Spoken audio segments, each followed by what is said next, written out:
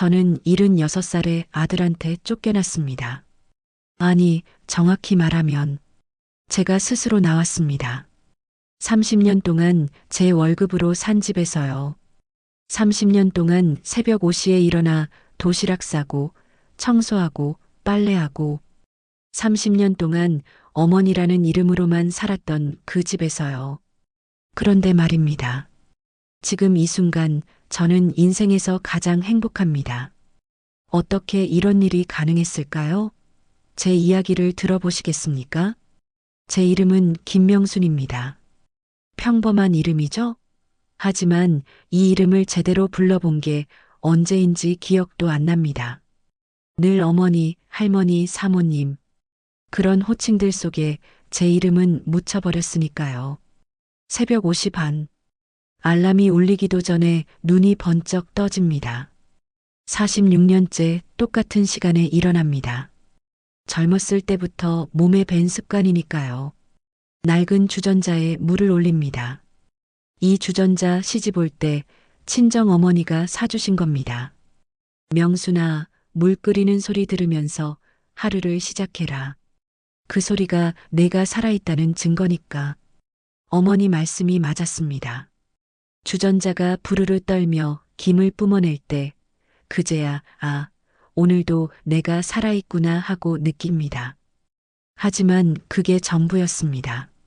살아있다는 것만 확인할 뿐 제가 누구인지는 잊어버린 지 오래였죠. 김 한 장, 달걀 프라이, 소시지 3개, 햄 한 조각, 멸치볶음 한 숟가락. 30년째 똑같은 도시락입니다. 손자 민호가 중학생이 되던 날이었습니다. 할머니, 이제 도시락 그만 싸주세요. 왜? 맛이 없니? 아니요. 그냥 애들이 놀려요. 할머니 도시락 싸온다고 가슴이 찌릿했습니다. 하지만 웃으며 대답했죠. 그래, 이제 학교 급식 먹어라.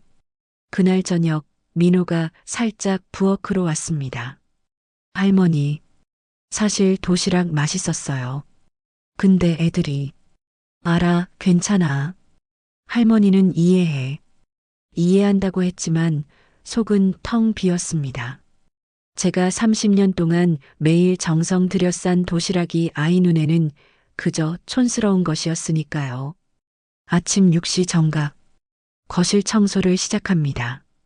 6시 15분 화장실, 6시 30분 베란다, 6시 45분 현관. 마치 공장의 컨베이어 벨트처럼 정확한 시간에 정확한 일을 합니다. 며느리 은주가 한번 물었습니다. 어머니, 매일 그렇게 시간 맞춰서 하시는 거 힘들지 않으세요? 습관이야, 습관. 습관이라고 대답했지만 사실은 그렇게라도 하지 않으면 제가 이 집에서 쓸모없는 존재가 될까봐 무서웠습니다. 어머니, 청소 다 하셨어요? 오늘 친구들이 와요. 은주의 목소리에는 늘 재촉이 묻어 있었습니다. 제가 뭘 하든 항상 부족했고 제가 있든 없든 관심이 없었습니다. 식구들이 모두 출근하고 등교하면 저는 또 다른 집으로 출근합니다. 가사도우미 일이죠. 하루 6시간, 월 150만 원. 그 돈으로 저는 제 용돈을 해결하고 가끔 손주들 용돈도 줍니다. 할머니도 일하세요? 옆집 최 여사가 물었습니다. 응, 몸 움직일 수 있을 때까지는 일해야지. 아이고, 아드님이 잘 버시는데 왜? 내 손으로 버는 게 떳떳해서 그래. 하지만 진실은 달랐습니다. 아들한테 손 벌리기가 무서웠던 겁니다. 병원비 달라고 하면 한숨부터 나오고 옷 한 벌 사달라고 하면 또요? 라는 대답이 돌아오니까요. 작년 봄이었습니다. 허리 통증이 너무 심해서 병원에 갔습니다.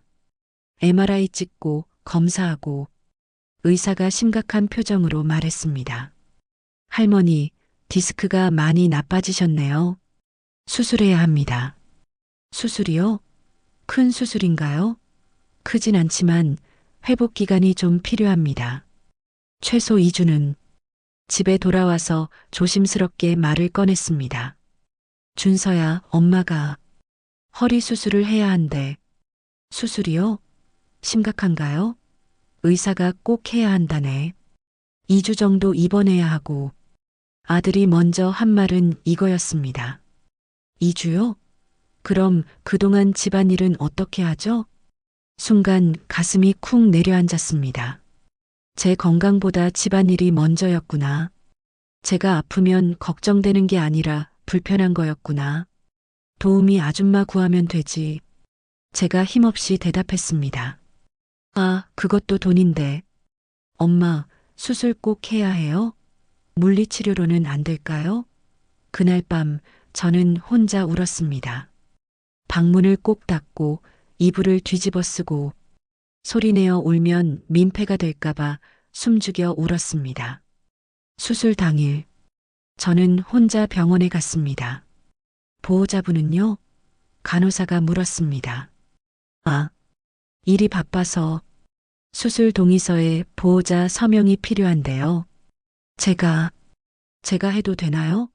간호사가 안쓰러운 눈빛으로 쳐다봤습니다. 원칙적으로는 안 되는데. 할머니, 정말 아무도 안 오세요? 고개를 끄덕였습니다. 괜찮아요. 혼자 할 수 있어요. 수술실에 들어가면서 옆 베드를 봤습니다. 다른 할머니는 온 가족이 둘러싸고 있었습니다. 엄마, 걱정 마세요.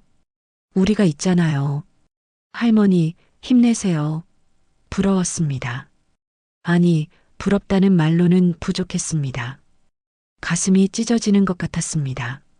마취에서 깨어났을 때도 혼자였습니다.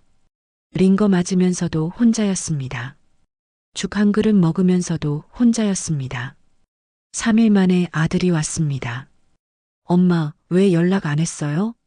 바쁜데 뭐하러? 그래도 수술했다고 했어야죠.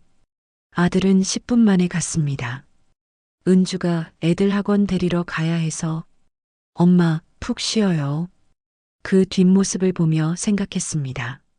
내가 이 아이를 위해 평생을 바쳤는데 이 아이한테 나는 10분짜리 존재구나. 퇴원하고 일주일쯤 지났을 때였습니다. 아직 허리가 완전히 낫지 않아서 거실 소파에 누워 있었습니다. 아들과 며느리가 부엌에서 대화하는 소리가 들렸습니다. 그들은 제가 자고 있다고 생각했겠죠. 여보, 이번 여름휴가 어디로 갈까? 하와이 어때요? 애들도 좋아할 거고. 좋지. 근데 엄마는, 어머니는 집에 계시면 되죠.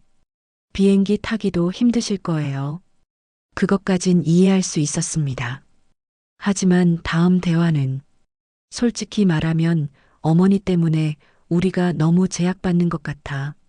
무슨 제약? 집에 친구도 못 부르고 늦게까지 TV도 못 보고 어머니가 자꾸 간섭하시잖아. 간섭이라니. 아이들 숙제 봐주는 게 간섭이고 아플 때 약 챙겨주는 게 간섭이고 생일상 차려주는 게 간섭이라니. 그리고 어머니 병원비도 만만치 않아. 그건 엄마가 일해서 버시는 거잖아. 그래도 우리가 모시고 있으니까 나가는 돈이 있잖아. 전기세, 수도세, 식비. 제가 30년 동안 이 집을 위해 쓴 돈은 기억 안 나시나 봅니다. 요양원은 어떨까? 며느리의 목소리였습니다. 요양원? 좋은데 알아봤어요.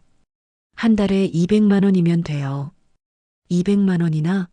어머니 연금이랑 우리가 조금만 보태면 되잖아요. 그럼 우리도 자유롭고 어머니도 또래들이랑 지내시니 좋고. 그 순간 제 안에서 뭔가가 뚝 끊어졌습니다. 30년 동안 이어져 온 끈이 마침내 끊어진 것 같았습니다. 일어나서 부엌으로 갔습니다. 아, 어머니 안 주무셨어요? 며느리가 놀란 표정으로 물었습니다. 다 들었어. 어머니. 됐어. 더 들을 것도 없어. 그리고 제 방으로 갔습니다. 오래된 수첩을 꺼냈습니다. 거기엔 제가 30년 동안 모은 통장 번호가 적혀 있었습니다. 3억 2천만 원. 평생 아껴 쓰고 가사도우미로 번 돈 한 푼도 안 쓰고 오직 혹시 몰라서 모아둔 돈이었습니다. 다음 날 아침, 가족들이 모두 나간 후 전화기를 들었습니다. 여보세요, 대성부동산입니다. 집을 팔고 싶은데요. 아, 네. 주소가 어떻게 되시죠? 역삼동 현대아파트. 손이 떨렸습니다. 하지만 목소리는 단호했습니다. 금매로 내놓아 주세요. 시세보다 5천만 원 싸게 해도 됩니다. 빨리 팔고 싶어요. 일주일 만에 매수자가 나타났습니다. 신혼부부였습니다. 할머니, 집이 정말 깨끗하네요. 30년 동안 매일 청소했으니까요. 여기서 행복하게 사셨죠? 대답하지 못했습니다. 행복했냐고요? 글쎄요, 뭐가 행복인지도 모르고 살았으니까요. 제주도 여행 5박 6일. 그들이 떠난 사이 저는 조용히 짐을 쌌습니다. 옷가지 몇 벌, 어머니가 물려주신 반지 하나, 오래된 앨범 한 권. 그게 전부였습니다. 30년 살았는데 제 짐이 박스 2개뿐이라니. 웃음이 나왔습니다. 씁쓸한 웃음이었지만 엄마 왔어요. 아들 가족이 돌아왔습니다. 다들 까맣게 탄 얼굴로 행복해 보였습니다. 어머니, 집 잘 봐주셨어요? 며느리가 캐리어를 끌며 물었습니다. 그래, 수고했다. 거실의 박스들을 보고 아들이 물었습니다. 엄마, 이 박스들 뭐예요? 내 짐이야. 짐이요? 왜요? 이사 가려고. 이사요? 어디로요? 울진. 울진? 강원도 울진이요? 그래. 며느리가 끼어들었습니다. 어머니, 갑자기 무슨 말씀이세요? 심호흡을 했습니다. 그리고 30년 만에 처음으로 제 목소리를 냈습니다. 이 집 팔았다. 뭐라고요? 아들이 소리쳤습니다. 얼굴이 빨갛게 달아올랐습니다. 엄마, 지금 무슨 말을 하는 거예요? 이 집을 팔았다고요? 그래. 계약 다 끝났어. 다음 달 15일까지 빼야 해. 미쳤어요? 우리 집을 왜 마음대로 팔아요? 그 순간 제가 웃었습니다. 아들은 더 당황했죠. 우리 집? 준서야, 이 집 등기부등본 확인해 봤니? 내 이름으로 되어 있을 텐데. 그건 절세 때문에. 그래, 절세 때문에 내 명의로 했지. 하지만 실제로 이 집 살 때 돈 된 사람이 누구야? 내가 평생 모은 돈으로 산 거 알잖아. 며느리가 울먹였습니다. 어머니, 그럼 저희는 어떻게 해요? 애들 학교도 있고. 그건 이제 너희가 알아서 할 일이야. 나도 이제 알아서 살 거니까. 민호가 뛰어나왔습니다. 할머니, 진짜예요? 할머니가 나가신다고요? 그래, 민호야. 할머니도 이제 할머니 인생을 살아야겠다. 그럼 누가 아침에 깨워줘요? 누가 도시락 싸줘요? 너도 이제 중학생이야. 혼자 할 수 있어. 막내 지수가 울었습니다. 할머니 싫어. 할머니 가지 마. 가슴이 아팠습니다. 하지만 마음을 돌릴 수 없었습니다. 지수야, 할머니가 없어도 잘 지낼 거야. 엄마 아빠가 있잖아. 2024년 3월 15일. 저는 생전 처음으로 혼자 여행을 떠났습니다. 아니, 여행이 아니라 이사였지만 제게는 여행 같았습니다. 버스 창밖으로 풍경이 스쳐 지나갔습니다. 도시를 벗어나니 산이 보이고 산을 지나니 바다가 보였습니다. 울진 터미널에 도착했을 때 짭짤한 바다 냄새가 코끝을 스쳤습니다. 할머니, 어디 가세요? 택시 기사가 물었습니다. 죽변항 근처 원룸으로 가주세요. 아, 거기 새로 지은 빌라 말씀이시죠? 바다 바로 앞이라 경치 끝내줍니다. 제가 선택한 집은 작은 원룸이었습니다. 보증금 5천만 원, 월세 30만 원. 하지만 창문을 열면 바다가 보였습니다. 짐을 풀면서 웃음이 나왔습니다. 박스 2개가 전부인데 풀 것도 별로 없었습니다. 옷을 옷장에 넣고 앨범을 서랍에 넣고 그게 끝이었습니다. 그리고 처음으로, 정말 처음으로 제가 먹고 싶은 걸 해 먹었습니다. 김치찌개. 아들은 싫어했습니다. 냄새난다고. 며느리는 더 싫어했습니다. 집안에 냄새 밴다고. 하지만 저는 김치찌개를 좋아합니다. 어머니가 끓여주시던 그 얼큰한 김치찌개. 아이고, 시원하다. 혼자 소리내어 감탄했습니다. 30년 만에 제 입맛대로 먹는 밥상. 눈물이 났습니다. 다음 날 새벽, 습관적으로 옷이 반해 눈이 떴습니다. 하지만 일어나지 않았습니다. 도시락 쌀 필요도 없고 청소할 필요도 없고 그냥 누워 있었습니다. 처음엔 불안했습니다. 이렇게 놀고 있어도 되나? 하지만 곧 깨달았습니다. 맞아, 이제 나는 자유야. 7시에 일어났습니다. 천천히 세수하고 천천히 옷 입고 천천히 나갔습니다. 바닷가를 걸었습니다. 새벽 공기가 상쾌했습니다. 안녕하세요. 모르는 할머니가 인사했습니다. 아, 네. 안녕하세요. 새로 이사 오신 분이시죠? 어제 봤어요. 네, 맞아요. 혼자 사세요? 네. 그 할머니가 웃었습니다. 좋으시겠네요. 자유롭게, 자유롭다. 그 말이 가슴에 와 닿았습니다. 실은 저도 혼자예요. 5년 됐네요. 처음엔 외로웠는데 지금은 이게 더 편해요. 열흘째 되는 날, 아들한테 전화가 왔습니다. 엄마, 잘 지내요? 응, 잘 지내. 거기, 불편하지 않아요? 아니, 아주 좋아. 침묵이 흘렀습니다. 엄마, 우리가 잘못했어요. 정말 죄송해요. 엄마가 얼마나 고생했는지 이제야 알았어요. 알았으면 됐다. 엄마, 다시 올 생각 없어요? 우리가 잘할게요. 은주도 많이 반성했어요. 준서야. 네, 엄마. 나 이제 76살이야. 앞으로 살 날이 얼마나 되겠니? 10년? 20년? 이제라도 나를 위해 살고 싶어? 엄마, 너희를 미워하는 게 아니야. 그저, 이제는 각자 살자는 거야. 너희는 너희 인생, 나는 내 인생. 또 침묵이 흘렀습니다. 가끔 찾아뵐게요. 그래, 언제든 놀러와. 5월 어느 주말, 아들 가족이 찾아왔습니다.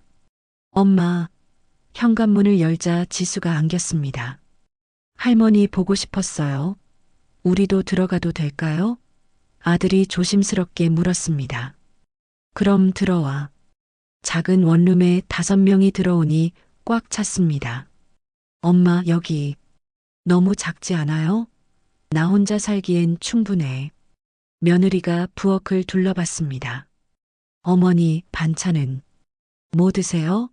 시장에서 사 먹기도 하고 해 먹기도 하고. 아, 잠깐만. 냉장고에서 며칠 전 만든 갈치조림을 꺼냈습니다. 이거 민호 좋아하지? 우와, 할머니 갈치조림.